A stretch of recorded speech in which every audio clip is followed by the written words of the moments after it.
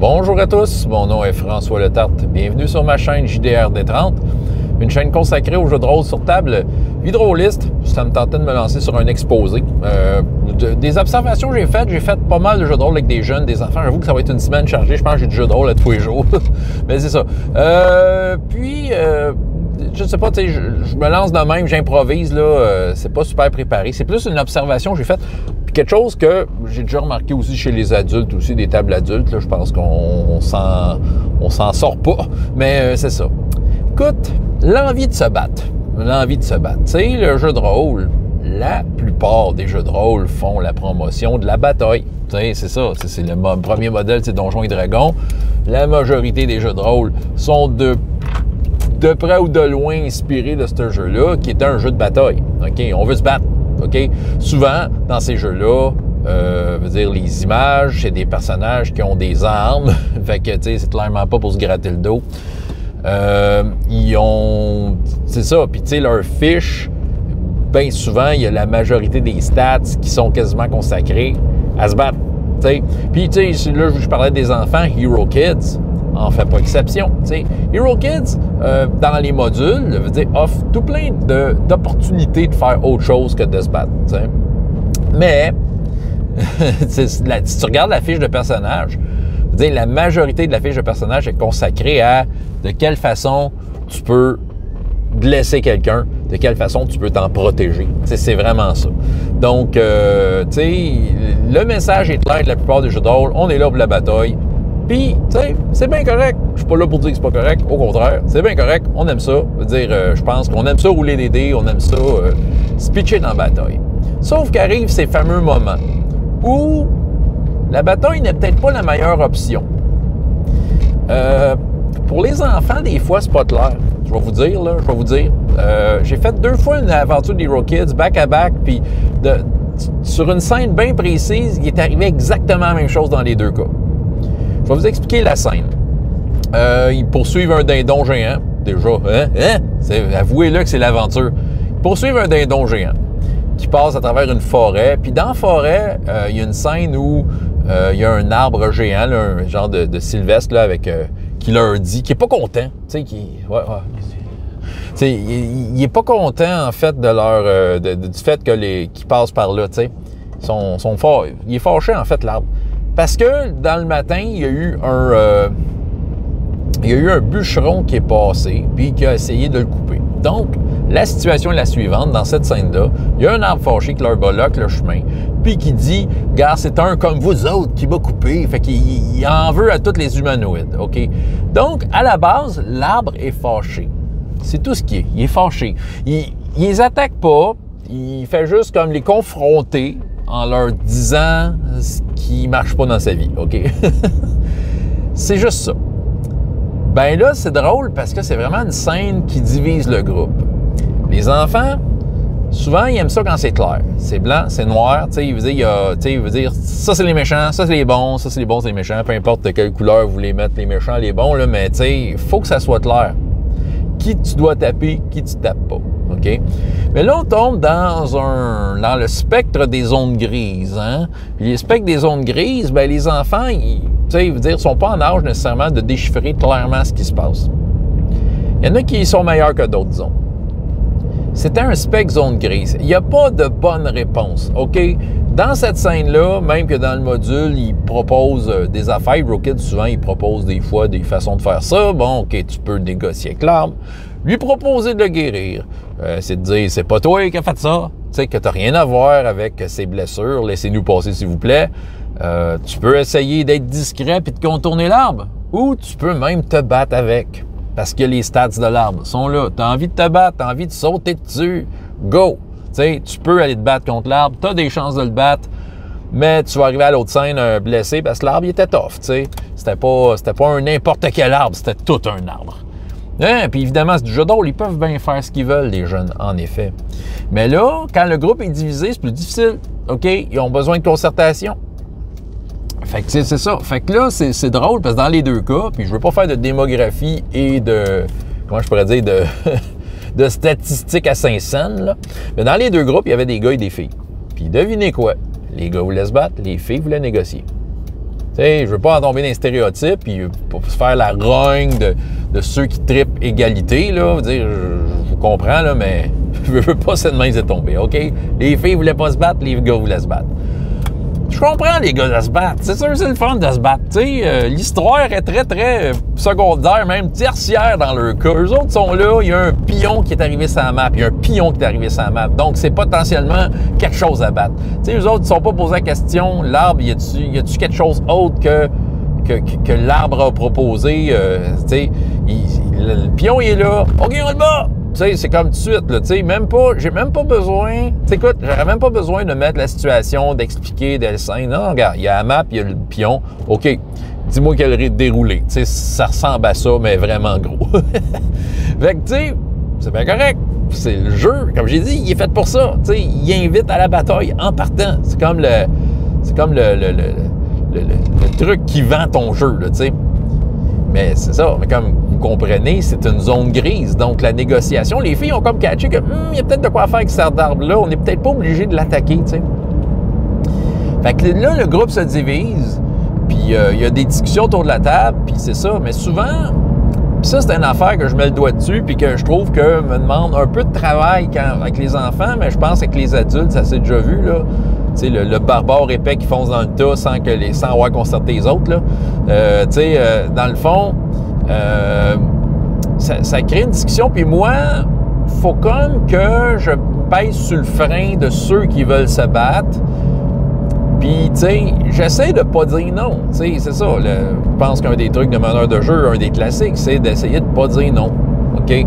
Sauf, je peux pas dire non. Tu sais, si l'attaque à part, puis à part. Sauf que ce que ça me demande comme travail, c'est de prendre, dire, attends, time out, puis de mettre sur la table les faits. Qu'est-ce qui se passe, en fait? Tu sais, je veux que s'il dit oui, je l'attaque, mais qu'au moins qu'il comprenne c'est dans quelle situation ça se passe. Que c'est pas juste un pion à papier à écraser, mais qu'il y a une histoire, ça a de l'air. Il y a une histoire, ça a de l'air qui est en train de s'écrire à mesure qu'on la joue.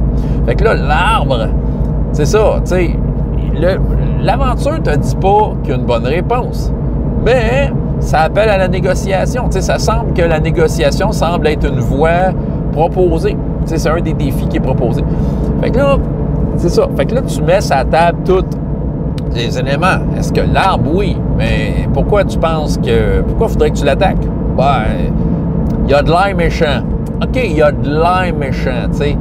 Oui, tu sais, puis c'est vrai que l'arbre, il y a une face de fâché. Déjà, en partant, ça porte à confusion. Fait que là, il y a de l'air méchant. OK, mais pourquoi il est méchant? Ben, c'est ça. Fait que là, maintenant, à force de poser des questions, je m'aperçois qu'on tombe dans un genre de cul-de-sac que l'enfant ne sait pas trop quoi répondre. Puis c'est ça. Fait que je dis, attends un peu avant d'attaquer. Là, tu sais, je laisse la place aux autres qui négocient pour voir de quelle façon ça s'évolue. Tu sais, si l'arbre s'énerve, saute dessus, tu sais, correct. Tu sais, je pense qu'il y en a qui attendaient rien que ça. Mais, tu sais, j'avoue que, tu sais, je dis pas non. Et surtout, j'essaie de pas dire que c'est pas une bonne... que attaquer est mauvais. Dans les faits, je pense que le feeling de tout le monde ici est d'accord. Je pense que négocier avec l'arbre, c'est l'affaire qui semblait la plus naturelle. Mais pour un enfant, ça l'est moins. Mais ça ne veut pas dire que de l'attaquer était mauvais. Moi, ce que je veux, par contre, c'est que, écoute, prends le temps de penser, tu sais, attaque en connaissance de cause. C'est ça. Des fois, c'est clair. Des fois, il y a les ennemis sont là, c'est une embuscade, ça crie, ça te saute dessus. OK, t'as pas besoin de faire cet exercice-là. T'as pas besoin de dire, mais pourquoi qu'il t'attaque? Pourquoi tu veux l'attaquer? Des fois, c'est clair. Des fois, c'est légitime défense. Puis, tu sais, OK, la plupart des saints d'Hero Kids, c'est ça. C'est des monstres sauvages qui se battent jusqu'à la mort. OK, bon. Mais là, c'était gris. C'est ça. Mais là, tu sais, si après tous les éléments posés, le joueur décide quand même d'attaquer, je peux pas arrêter son coup. Voilà. Puis c'est à lui de dealer avec le reste de son groupe si jamais ça divisait le groupe. T'sais, c'est ça qui arrive. À un moment donné, je pense qu'il y a un apprentissage à ça. Il y a c'est peut-être pas une erreur de l'attaquer, mais au fait de la confiance du groupe, ça se rajoute dans une historique de groupe. Puis ils vont s'en rappeler, eux autres, que, hey, tu sais, nous autres, pendant qu'on essayait de négocier, l'autre allait le frapper dans le dos, tu sais. Bon, c'est ça. Tu sais, que le travail d'équipe, a été un peu miné parce que le groupe était divisé dans la façon de faire et les deux façons de faire ont été appliquées en même temps. Fait que c'est ça. Fait que, tu sais, je trouve que ça c'est une affaire, par exemple, c'est ça. Il y a une affaire qui me dérange là-dedans. Ben, qui me dérange. Façon de parler, là, ça me dérange pas. Le phénomène va toujours exister, là, tu sais. Mais il y a une affaire qui tu sais, que je trouve comment je pourrais dire, qui est dérangeant d'une certaine façon dans le jeu de rôle qui te vend la bataille, c'est le fait que ceux qui veulent la bataille vont crier très fort pour l'avoir. Ceux qui veulent la bataille ont de la misère à être raisonnés, ont de la misère à prendre le temps d'analyser la situation. Ce qu'ils veulent, c'est rouler des dés. C'est ça que le jeu t'avant, là. Tu roules des dés, tu as des dés cool, tu veux juste rouler des dés. Mais, tu sais, c'est ça, le jeu te vend ça. Mais je trouve que c'est souvent de faire la police de ces gens-là qui... tu sais, attaquer, c'est facile, attaquer, c'est rapide, attaquer, c'est, tu sais, puis c'est ça, il faut souvent que je fasse la police de façon comme, dans la narration, que ça ait un peu de sens, tu sais, de la police de ça, dire, attends un peu, eux autres veulent parler, tu sais, puis que ceux qui veulent se battre considèrent que c'est complètement inutile. Fait qu'eux autres, là, si je leur donne moindrement le go de faire leur action, ils vont s'en sacrer de l'effort des autres. Ils vont vraiment s'en sacrer. Fait que, tu sais, il y a tout un apprentissage à faire à ce niveau-là. Puis c'est correct. Je trouve que le jeu de rôle est un excellent laboratoire pour, justement, travailler ces situations-là. Tu sais, dans la vraie vie, tu peux te trouver dans une situation où tu es dans un groupe, tu dois prendre une décision, tu sais, par rapport à une situation, ton groupe est divisé. Ça ne veut pas dire que c'est une question de se battre, là. On ne souhaite pas ça, là, mais tu sais, des fois, il y a des trucs un peu plus, des décisions un peu plus impulsives. Puis souvent, les impulsifs, peut-être, qui vont avoir tendance à bypasser ceux qui veulent prendre un peu plus de temps pour réfléchir parce que la situation demande à une certaine réflexion. Ouais, ben tu sais ça, j'ai observé ça, puis tu sais, je dis, là, je fais l'exemple d'une scène en particulier, mais je l'ai vu des dizaines, voire des centaines de fois, ça. Puis c'est ça qui arrive. Trouvez-vous ça, des fois, que justement, l'impulsivité, l'appel du combat, sans vouloir prendre le dessus sur les situations qui pourraient s'ouvrir sur autre chose. Là, j'envoie pas un comique me dire « Pourquoi tu prends pas Épilion? » Ah! Non. Regarde, on aime ça, les arbres, les grosses épées, là. Mais, tu sais, je pense qu'il faut quand même... faut quand même faire la promotion des alternatives sans dire que c'est la bonne affaire. Peu importe la décision que le joueur prend, peu importe que ce soit le combat ou la négociation, je pense que tout joueur se doit d'avoir une idée claire de la situation, même si l'idée claire n'est pas vraiment une idée claire, là, que c'est une idée qui en cache une autre, là, qui cache la vérité, mais par rapport aux perceptions du personnage, c'est quoi la situation? À quoi elle ressemble?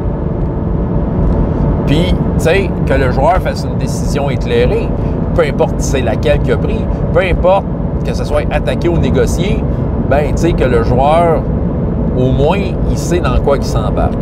Ça marche avec les enfants, là, tu sais, c'est ça.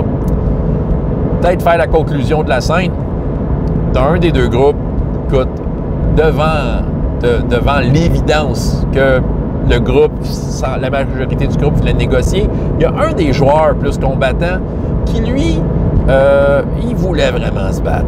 Comme je dis, l'histoire était quasiment tertiaire là-dedans. Là. Lui, il y a un bonhomme qui est là pour fesser, ben let's go, on fesse. Mais bon, voyant qu'il était tout seul de sa gang à vouloir la bataille, il n'a pas participé à la scène de façon à aider l'arbre. Parce que c'est ça qui a été décidé. Aidons l'arbre, il a mal, on va lui prouver qu'on est des bonnes personnes. C'est ça. Puis là, tu sais, il y a tout un build-up au niveau de comment ils s'y prennent pour guérir l'arbre, puis tout ça.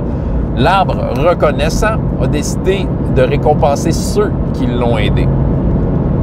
Fait que là, j'ai sorti des petits papiers d'objets magiques, c'était des potions, tu sais. Que l'arbre, c'était comme, il donnait ça de sa propre sève. Bon, c'est ça. Fait que là, les kids étaient contents. Yeah, un cadeau! Ils trippent toujours là-dessus. Et j'en ai donné à tout le monde, sauf celui qui voulait se battre. Parce que de tout le long, il n'a jamais, dans l'histoire, là, il n'a jamais voulu donner son coup de main. Puis là, c'était comme, il attendait juste qu'on fasse dessus. Puis, tu sais, il m'a tendu la main pour avoir son affaire, puis j'ai dit, ah, désolé, t'as pas aidé l'arbre. OK. C'est vrai qu'il y avait de l'air déçu. En même temps, moi, je trouve que j'ai fait un super bon call. Ah oui. J'avais pas à récompenser ça, même si sa décision n'était pas nécessairement mauvaise, même si attaquer n'était pas, bien, dans les faits, oui, mais en termes de jeu de rôle, en termes d'agentivité de joueur, tu as le droit. Mais en même temps, l'arbre, c'est pas le meneur de jeu qui a récompensé, c'est l'arbre, il est content, il est magique, il a donné des objets magiques, puis il a récompensé ceux qui l'ont aidé. Fait que, tu sais, d'une certaine façon, je ne l'ai pas pénalisé non plus, le joueur qui a comme un peu, qui voulait se battre. Tu sais, pensez-y, dans les faits, il est rentré dans cette scène-là sans cette fameuse potion-là, comme tous ses amis, et il aurait pu tous en ressortir sans cette potion-là, personne n'aurait rien dit, il ne savait pas qu'il y avait une récompense au bout. Fait que, tu sais, les autres étaient contents. Fait que j'ai récompensé les autres d'avoir pris vraisemblablement une bonne décision, ou du moins une décision en accord avec ce qu'ils ont tenté de faire. Puis, tu sais, que l'arbre, je veux dire, reconnaissant, il y avait la possibilité de les récompenser. Donc, tu sais, moi, je pense que j'ai fait un bon call. Tu sais, le jeu de rôle est un laboratoire de tout ça. Un gros exposé aujourd'hui, mais c'est ça, c'est l'appel du combat. Est-ce que ça vous arrive? Est-ce que vous avez des anecdotes du genre? Dans le genre que, tu sais, il y en a qui sont là pour se battre, puis, tu sais, des scènes de bataille, il va en avoir, là. Il va en avoir tout plein, là. Tu sais, la majorité des aventures des Rockets, c'est de la baston, man. Tu fais sur quelque chose. Mais là, c'est ça. Mais là, quand on tombe dans une zone grise, c'est ça. Est-ce que ça vous arrive de voir, peu importe le jeu, là, les joueurs qui voudraient peut-être briller à travers autre chose qu'un combat, mais qui se font éclipser par le joueur criard qui veut se battre et qui veut, comme, tu sais, prendre les devants, puis, tu sais, qui tu sais, sans réfléchir, sans prendre, tu sais, sans avoir la situation en main, décide de dire, non, regarde, je me bats, je suis fesse dessus, je vais le faire dans le dos, c'est ça. Comme je dis, je vois ça beaucoup avec des tables de jeunes, d'ados, je l'ai déjà vu avec des adultes, mais dans les faits, c'est ça. Est-ce que ça vous arrive? De quelle façon vous dealez avec ça? Avez-vous des anecdotes? Et voilà. Donc, c'était ma vidéo de ce soir. François Letarte, JDR de 30. Jusqu'à la prochaine fois, il y a autant de plaisir dans la vie que dans les jeux. Au revoir.